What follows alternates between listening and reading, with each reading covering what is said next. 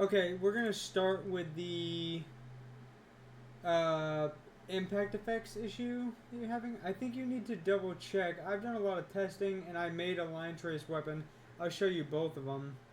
Um, you need to open up your zombie. If I can do it here. And double check your mesh is these collision settings. Make sure bullet trace is set to block, not overlap. Make sure all of these are set the way. So you want to pause it and take a look at that right there. Make sure that's set correctly. And just for shits and gigs, I'll look at line trace weapons so you can see what I have going on here. You can pause it here and take a look at it. I've got hit actors add unique is basically like, hey, are we don't want to damage the same character twice with a line trace going through it or whatever. So that's what add unique is. The new play impact effects is here after the true branch. And then this is from the other tutorial, the hit bone. And you're casting a third person character if it's friendly fire. And then you can take a look at that and set it up like that. And then it's the same with the shotguns. The shotguns looks like this. Except for after it's completed, because you're shooting multiple bodies of bullets, then you do the new play impact effects or play impact effects. So you can set it up like that. And then this is the other part. This is the 2/3, and then this is the last part, like that. Make sure it looks like that. But yeah, your zombie should be bullet trace block for the mesh, and I'll show you the difference here. So if I come in, and it's gonna be slow-mo, so bear with me. You'll see what it looks like with a regular line trace weapon when you hit the ground. So that's the impact effects I have on the ground for a line trace. It's just a little smoke cloud for the demonstration. So you can clearly see that it's like hitting the ground. I made it really big and annoying, so you can't miss it. And then when a zombie comes up, and you can see here too, if I pin this, right, the green line means it's stopped. It's not playing any impact effects after that green line. So we'll pull a zombie up here. And we'll go slow-mo. And you'll see when I hit that zombie, there is not a new play impact effects behind him. Let me, I'll do it closer so you can for sure see. The slow-mo is pretty rough, I'm not gonna lie. It takes a second to reload. I shouldn't have reloaded. Okay, we'll do it right here on the concrete. So, bam, I hit him. It's no impact effect right there. Bam, hit him. No impact effects on the back. So, oh shit, I'm about to get hit. Just, yep, throw a gun in your face. Get out of here, nerd. Do it one more time just so you can see there is no impact effects. Bam, hit, no impact effects hitting the ground in the back. Green means trajectory is stopped. Alright, we'll do the same thing with a shotgun really quick. I'll put my weapon back to a 15, and I will make it not a line trace, but a shotgun, which also uses line trace. I think the shotguns in my game are the only guns I use for line trace. For some reason, I can't get projectiles because they just like, it's hard to get a bunch of projectiles to spawn. So I think I settled for line trace in the shotguns because it wasn't that meaningful to me to spend way more time than it was worth to get actual trajectories on.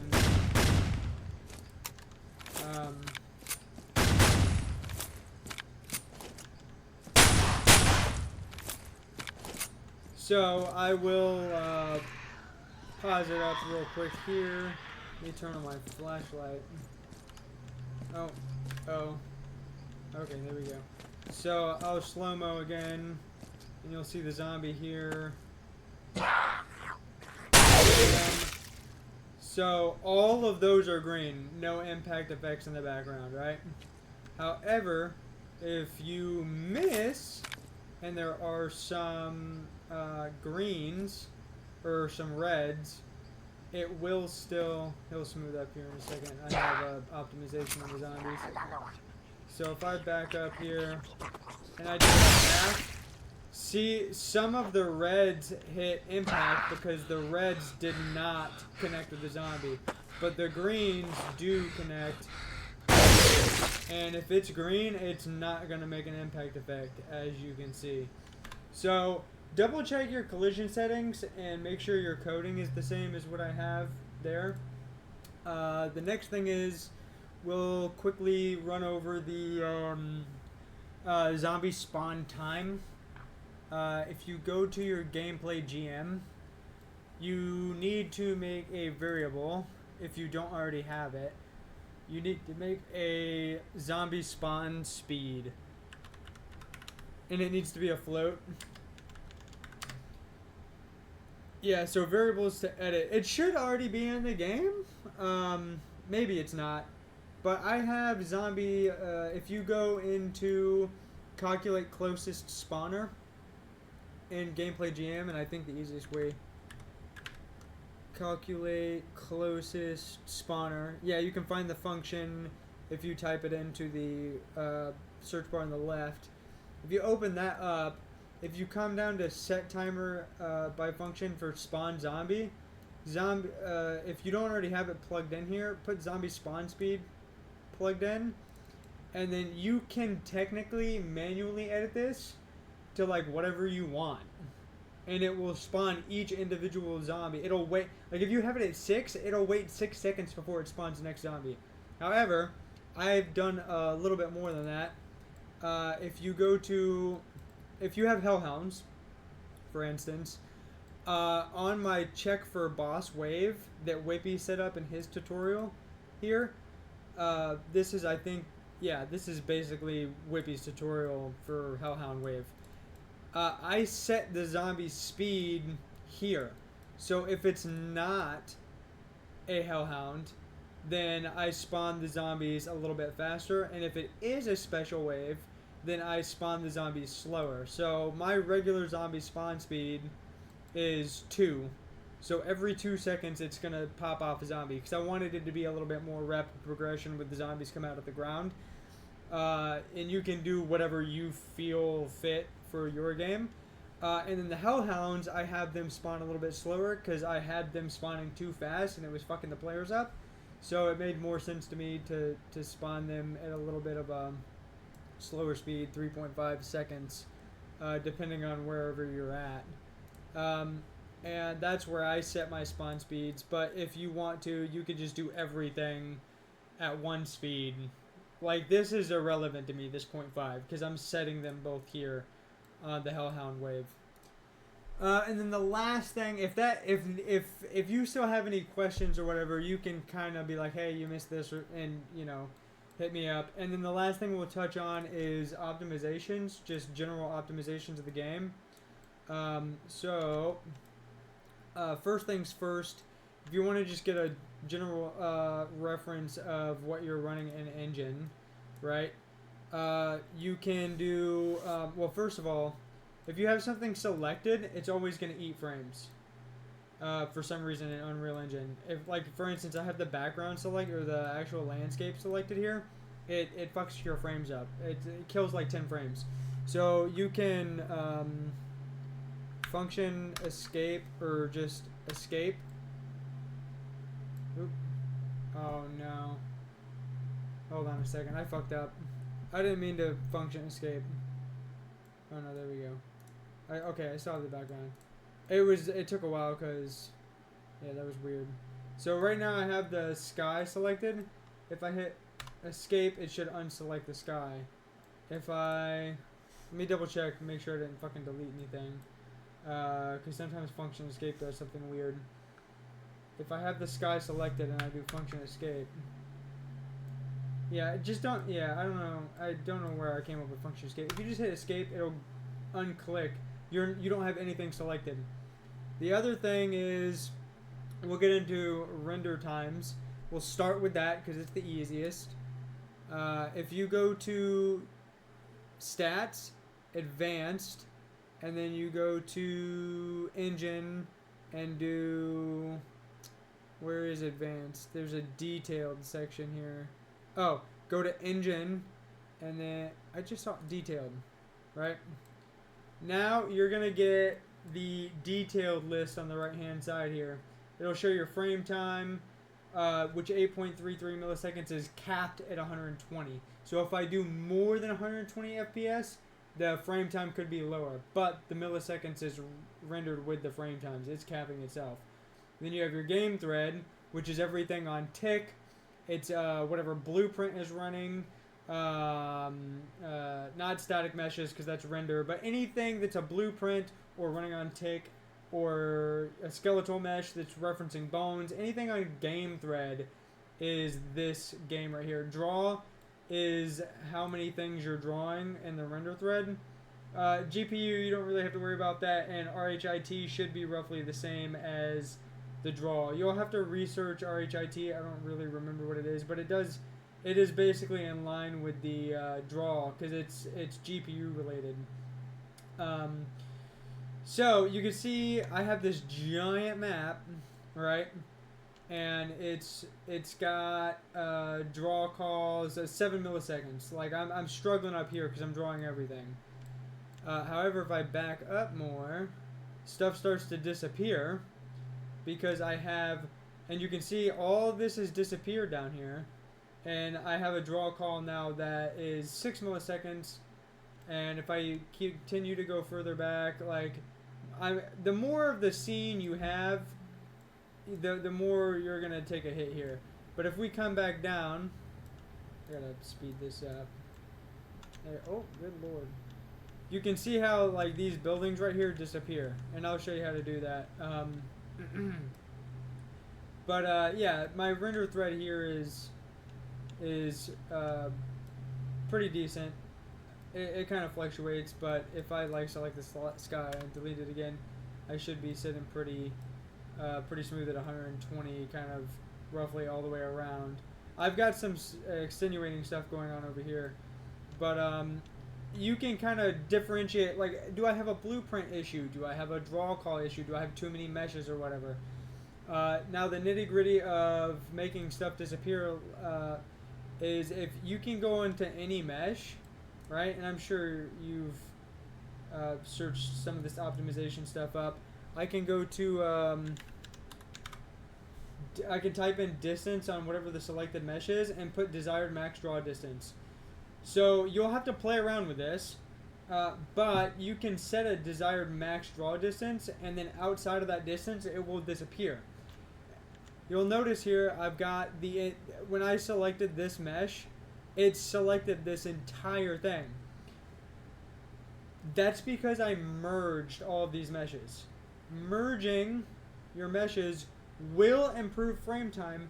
However, it will still count a draw call for each individual material instance that this mesh is using. So each one of these meshes, like this was an individual, that was individual, this, all of these things were individual. So if I open this up, you'll see here that this is one solid merged mesh. It doesn't have a door on it because the door is separate because I want it to open up. But all of this is one single mesh. So the mesh itself is a single draw call. However, every single one of these material instances or materials is also a draw call. So we have in this mesh 55 material slots. So there are 55 draw calls plus the mesh coming out to 56. The caveat to that is, from what I understand, is no matter what, these materials were going to be placed on a mesh, whether or not you were still going to have 55 materials. Minus every single one of these meshes individually. So the rail was a mesh, the chair was a mesh, the barrels were a mesh. So I subtracted, by merging all of these, probably maybe 120 to 150 draw calls roughly, because each one of these walls was a draw call, plus the 55 material mesh instances on each individual static mesh. So you're still doing, there's some other ways to do this. You'll have to look up, like, how do I improve performance. You could actually do something different where it's one mesh and then one material draw call, and it still looks like this. That's like really super in depth, and if you want to go that route, you're more than welcome to. You have to research it. I don't know how to do that. But this does save frames in the long run. Obviously, it's not going to do it with one, but when you have, that's a solid mesh, that's a solid mesh, that's a solid mesh, that's a solid mesh. That's 1, 2, 3, 4, 5 draw calls plus the 55 per each. Then you've got maybe like a few hundred draw calls just right here, and then you back up and they delete. Now you don't have any draw calls. I've done that kind of with everything. This building is a merge mesh. This building top half is a merge mesh. You can kind of come in here and see that, like, all of the things in this office I've merged. So everything highlighted here is a merged mesh. So all of this is merged, and it has a max draw distance of 6,000. So you can see here, when I get outside of 6,000, it'll delete. So it's there, it's not there. It's there, it's not there. And that does save draw calls. When you're over here, it's not rendering any of that. And then as soon as you walk up to the building, it pops in. So you'll have to kind of play with that. I did the same thing over here. This is all a little bit of lag spike there. That's a draw call, right? And I've kind of like, that one's kind of far. I've kind of like, you know, gone through, and I think, yeah, each one of, like, those are merged, but these individual ones aren't, but those are merged. That's all one merged mesh. And like some of these I could probably go back and optimize. Oh yeah, because the chairs are merged with those, but you kind of get the idea, like what's going on here.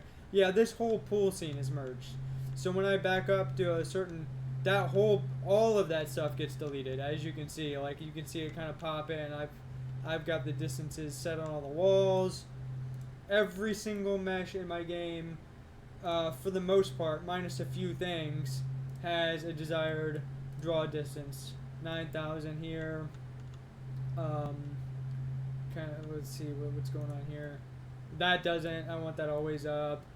Same with the shit in here. This, if you have like a really close area too, like the stuff in here, like all of this shit is merged. Everything in this room is merged. And then it pops out of existence there. So I'm saving, you know, fucking shit ton, and you can kind of see the difference here. That tends to help a lot. Now, I will warn you, please, God, do fucking not merge your shit until you are done building your level. If you merge this, and how you do this is, I can come over here and be like, bing, I'll take that, I'll select each individual thing, and be like, okay, I want to merge all these meshes together, right? You go to Tools, and you hit Merge Actors. Once you click that, a little pop-up menu will come up. It'll show you everything that's merged. Please, God, check every single thing that is merged. Because if you're checking this, and you accidentally hit your background here, your fucking, what's it called, your landscape, and you merge them, in the bottom left-hand corner of the little menu, it'll say Replace Actors.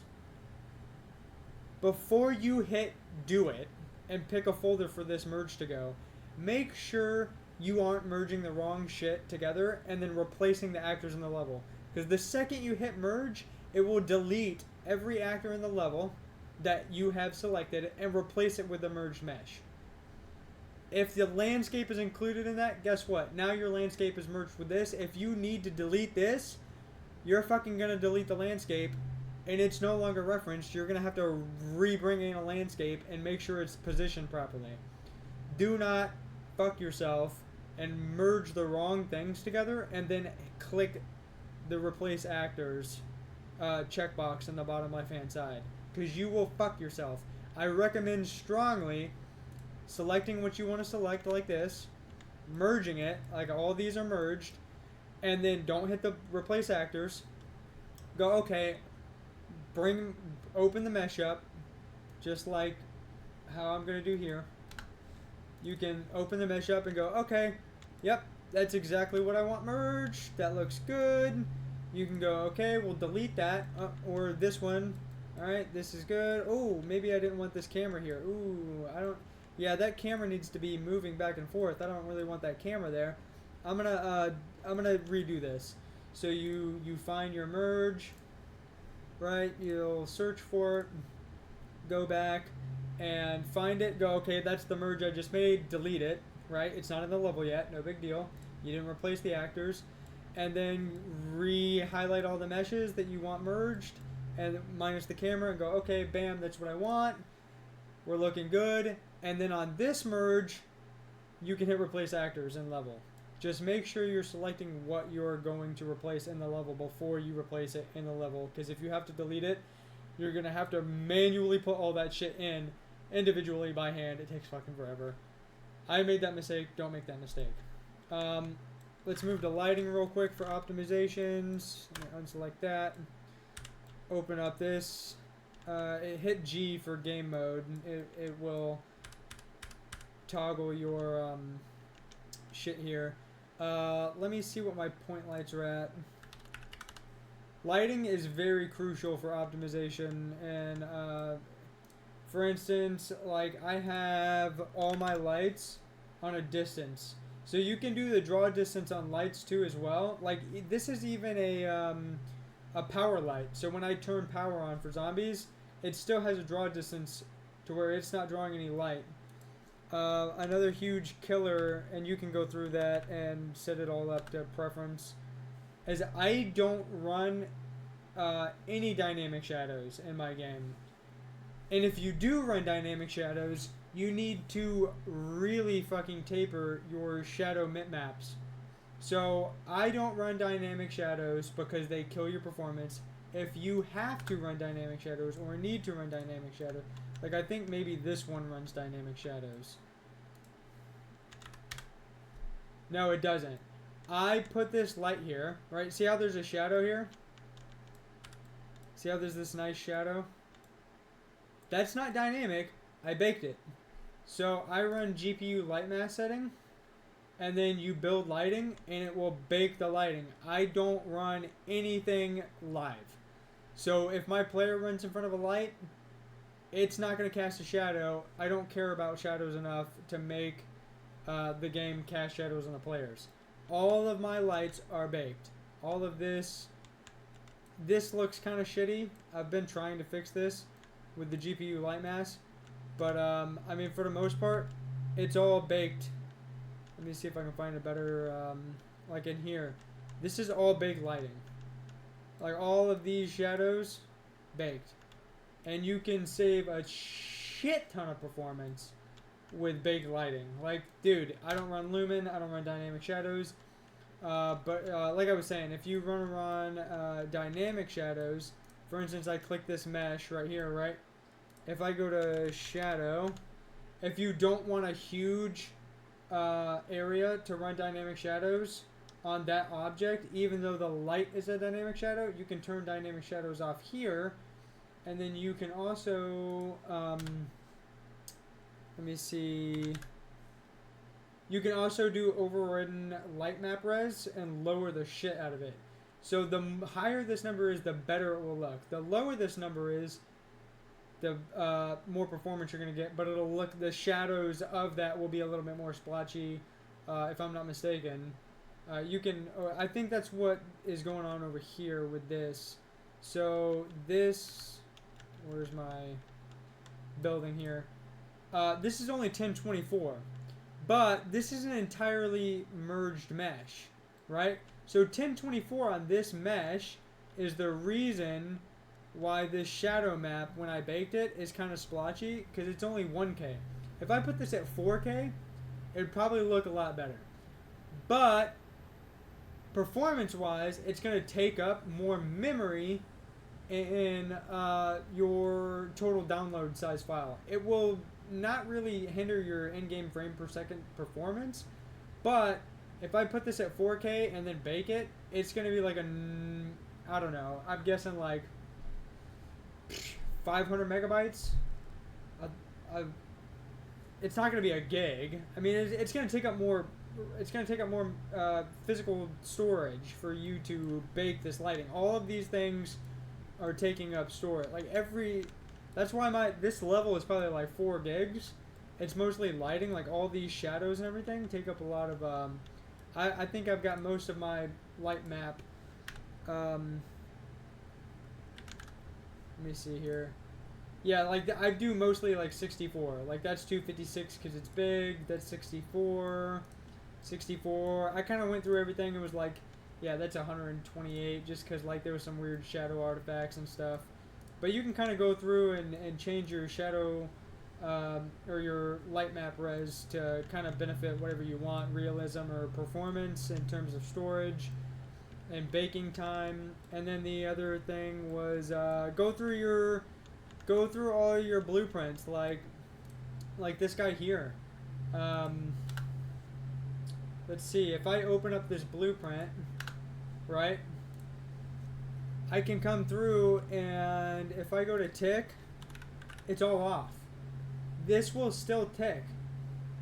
There's also stuff with skeletons. So like this skeleton is ticking. It doesn't need to tick. Matter of fact, I'll probably well, actually, mine might need to tick.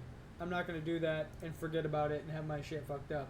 But if you don't need your skeleton to tick, like these wall weapons over here, they're still ticking. Like, let me check this skeleton here. This skeletal mesh. Of course, it's gonna. Oh, that's why. Yeah, sometimes I don't know why it does that. But if I. Sometimes it won't show me the. Yeah, we'll open this. Actually, no, my bad. We'll just open up the blueprint. This skeletal mesh is not ticking. So I had an issue with the skeletal meshes eating up frame time. And the way you can tell this is to double check your blueprints, what's ticking, what's not ticking, is, let me get rid of this show FPS here, is you can hit play in your game. Of course, it's going to go back to detailed, which will eat frame time.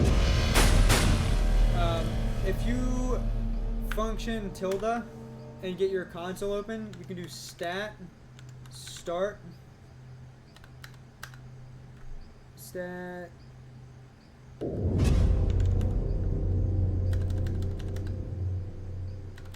wait, why is that not coming up? That's so weird. Hold on. Huh. Oh, maybe there's a space with stat start. I don't know. Let me check. So get your console open. Yeah, you got a space. Stat start. If you hit the up key, function up key, or your up key, and then you just hit enter, you can see in the top left you've got a file running. So now you're logging everything. You're logging everything. Game time, render thread, you can shoot, do whatever you want to do, whatever. Find out where an issue is. Look around, kind of get an idea. Or if you like have a trouble area, you can look this way or you can look that way and kind of file. Then you tilde again, stat, stop, up, and then you can stop the file. Once you stop the file, go to tools, and then go to, you can type in SESS, you can get session front end here. Open this up, go to profiler, load. It'll be under, I believe, what's today? 528. Okay, it'll be under Unreal Stats, and then today's 528. Your map, you can open that up, and then double click that. It will open up the entire log you just took. So, you can look through this once it's done loading. No. Okay, so like let's say I go through here, and I'm like, okay, there's like a spike here or whatever. I can highlight this whole area, or I can click on a single area. So you can see these spikes here. You can check on those spikes. And these big red ones are always going to be CPU stall. That's not your fault. There's nothing you can do about CPU stall. So those big spikes are almost always going to be CPU stalls because it's waiting for something to happen and it takes up a shit ton of frame time for a second. It's just waiting for something to load. Now if I grab an area and I'm like just generally looking, let's see this little spike right here. Let's go through this little area right here. You can come down to game thread, right? Go to frame time, world tick. Just follow the tick. TG prephysics. Let's see what's taking up the most. It's my gameplay player controller, 290 milliseconds or 0.290 milliseconds. And then I have, which you can't do anything about that. Character movement component, can't really do anything about that. You can optimize your character with the movement component, but your movement component is taking up frame time. And then PSE manager tick, movement component. Like I've got my shit pretty optimized. Yours might look different. Then you like, for instance, I still have this wall weapon, skeletal mesh. It's taking up 0.55 milliseconds. When the grand, like, it doesn't seem like a lot, right? But in the grand scheme of things, this shit adds up. Like this weapon pickup base, the spinning, rotating movement. You can see here the rotating movement. I have a mesh in the back left of my map. That rotating movement is taking up 0.55 milliseconds of my frame time. So 3.5% out of that thread. If you start to go through this and nitpick it, you can really save yourself a fuck ton of... And anything past this, I don't really worry about. So like the character movement of the zombie is really low. It's 0.44. I'm sorry, 0.044. And like all this other stuff, like sure you can go through here and like really nitpick stuff, but like anything like here down and the 17, 10 area is like really nothing to worry about unless you're stacking shit like a bunch of this stuff. Then yeah, you might go, okay, I need to delete some blueprints, or I need to delete these, or I need to like figure out how do I optimize this blueprint because I'm running a ton of them. The other thing you can look at is NPhysics, and that's a CPU stall. Can't do anything about that.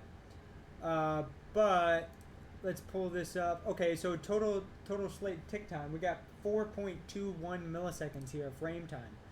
So what's going on? Draw window. Okay, that's probably the engine doing the draw window for the UI paint. So that draw window is taking up 0.193 milliseconds. So if you just turn off the FPS counter, you're saving FPS, which I think that's maybe, yeah, I think that's actually 0.990. And I could be wrong about that. You have to double check it. But I think that's what this slate process is referencing, is the tick widgets and the shit in your engine. And then you can also, so you can go through that and kind of look and be like, okay, what's red here? And what is it that I can control? And go through and kind of look through what's going on. And then you also have an RHIT render thread. So you can go, okay, we got our draw command here for the amount of shit we have in our level is 7.92 or 7.972 milliseconds.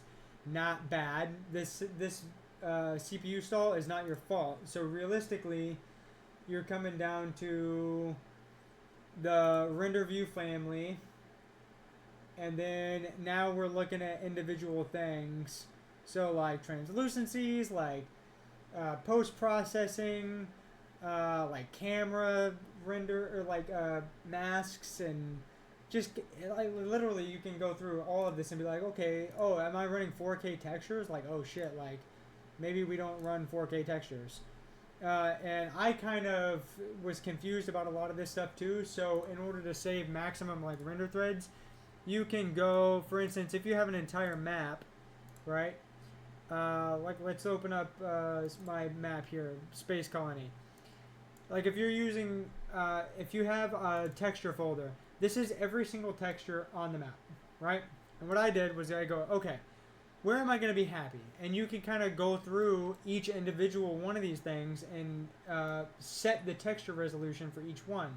However, I basically went here, shift click, you can right click, asset actions, bulk edit via property matrix, and you can open this up. It's 768 textures. So my map has 768 textures on 4,000 fucking material instances, or static meshes. Like, how many textures are on each individual mesh? Like, so you got to do the math here. Like, oh shit, like we could be running a metric fuck ton of RHIT, render thread stuff, and it's gonna take a second to open up 768 textures. So bear with it, because it's a fuck ton of information.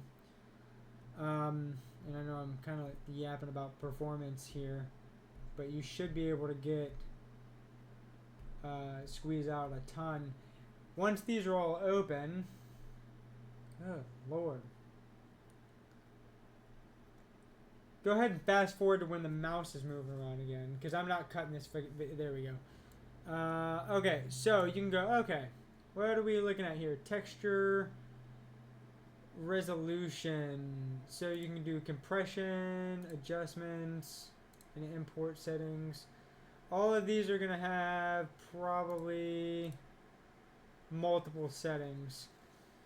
So if they're all the same or whatever, let me find out which one it is.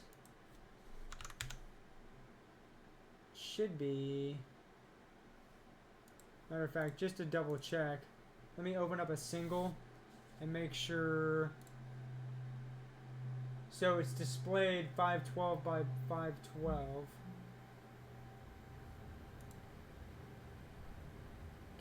Where's my what's that under?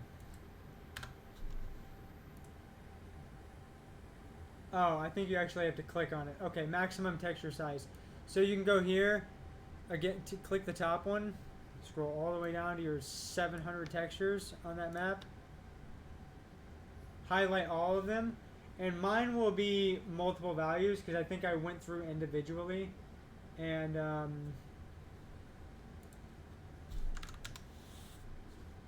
maximum texture size, I have multiple values because I went through individually. But if you want to, you can do max text size 512. And then every single texture size on your map is 512. If you want to do 1K, it's 1024. 2K is 2048. And then 4K is I don't remember. It's 4086, I think. Because 2048 times 2. 4096. I was off by 10 because I can't do math. But yeah, you can kind of go through each individual texture, and I'll close all that and be like, okay, we don't really need like what do we sacrifice? Like, okay, what's the texture on this fence? Like, you can even go, yeah, this fence is a little fucking lively for my liking. We'll open up this fence here, and you can go, okay, here's the texture. Let me double click that, open it up. It's 512 by 512. Maybe I want it less. Maybe I want it 240 or what's it? God damn. I'm fucking brain dead today. It's a 512 divided by 2. Good lord. 256. Yeah, you 256 map. So you could lower this to 256. Might as well. You know what? I might do that real quick. Hold on. Let's do it. Let's make this and of course, you do have to do this a dumb way. So you have to find it, and you do have to right click, asset actions, bulk edit via property matrix, and you can go down to this 512 and do 248, hit enter. Or I'm sorry, 256, control S, save it, and then now if I go back, you can see it's blurry. It's a little bit blurrier. Now I can go back to that same exact texture, right? Edit, actions, bulk edit via property matrix. We'll go back to 512, enter, control S to save it. And now they're less blurry. So you can go through and do all of that shit to your level. But if there's any other optimizations I missed or you want, or there's anything I missed, you're more than welcome to hit me up and let me know, and I'll make another video of whatever you need me to make a video of. But I gotta get off for now, and have a good one. Hope this helps.